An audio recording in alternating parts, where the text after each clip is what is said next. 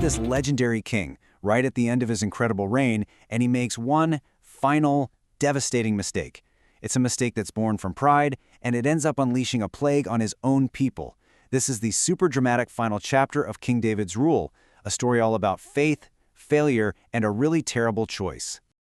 Okay, so to really get why this fall from grace is so huge, we've got to start with the ideal he set for himself. Near the end of his life, David is reflecting on his own legacy. And these are his last recorded words. They paint this picture of a king who knows exactly where his power comes from.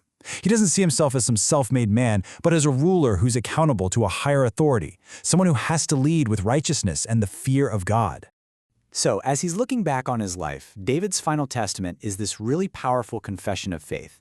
He makes it crystal clear that his success wasn't his own doing. It came from a divine hand. And look, this confidence wasn't just him being overly optimistic. It was actually rooted in a very specific promise from God, which we know as the Davidic covenant. God had promised David that his royal line, his dynasty, would endure forever. This is like the theological bedrock of his entire reign. An eternal dynasty, what a promise. All right, and this is where the whole story just takes a nosedive. Immediately after this incredibly profound statement of faith, David does something that seems totally out of character. He orders a national census. And this one single act is about to unravel everything. Okay, so who's to blame here? This is where it gets a little tricky, because the Bible seems to point in two different directions. One passage says God incited David, but another says it was Satan. So how do we make sense of that? Well, the theological view is that God, in his anger with Israel, allowed Satan to tempt David. It's a case of divine permission and satanic influence working at the same time. Which, brings up a pretty obvious question, right? What in the world is so wrong with a census? I mean, governments do them all the time. Why was this specific act considered such a massive sin that it would provoke the wrath of God?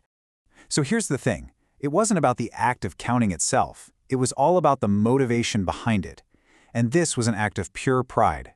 David wanted to look at the numbers and brag about his military might.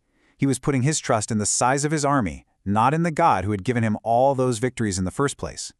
Get this, even his loyal general, Joab, protested and told him it was a bad idea, but David just wouldn't listen. So this census, it takes a long time. We're talking over 9 months. And the very moment the numbers are finally reported, this huge wave of guilt just crashes over David. He knows instantly that he's done a terrible thing. And God responds right away, sending the prophet Gad to confront him. And to his credit, David doesn't make any excuses. He owns it right away.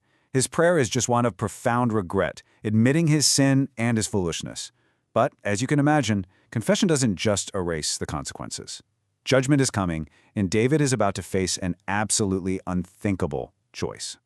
So Gad comes to him with 3 truly awful options: 7 years of famine, 3 months of running from his enemies, or 3 days of a devastating plague sent directly from God.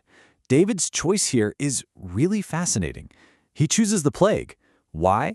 He says it's better to fall into the merciful hands of God than into the hands of men.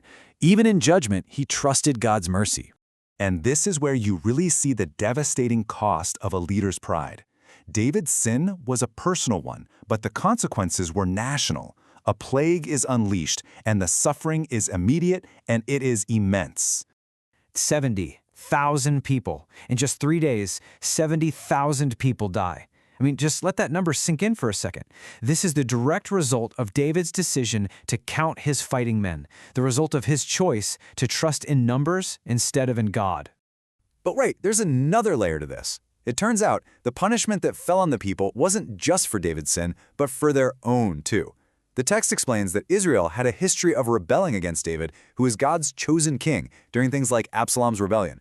So this was really a judgment on both the king and the kingdom. So David sees this angel of death about to destroy Jerusalem, and he's just completely broken. He pleads with God to punish him and his family instead of the people. And in response, God sends Gad with one last instruction: go to the threshing floor of a man named Araunah and build an altar.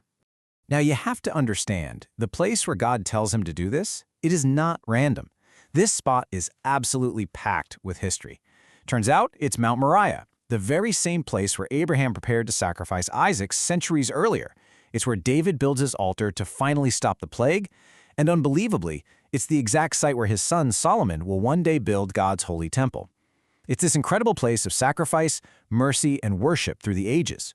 And when Araunah, the owner, sees the king, he's like, "Take it! The land, the oxen, it's all yours, for free." But David refuses, and his words here are so powerful. He says he will not offer a sacrifice to God that costs him nothing. True repentance, true worship, it requires a personal cost. So he pays the price, builds the altar, and the plague is stopped. So what are we left with? Well, this ancient story leaves us with a timeless and honestly pretty sobering question. It shows how one leader's internal battle with pride can spiral into a catastrophic public tragedy. And it forces us all to ask, where is that line between confident leadership and arrogant self-reliance? And what happens when that line gets crossed?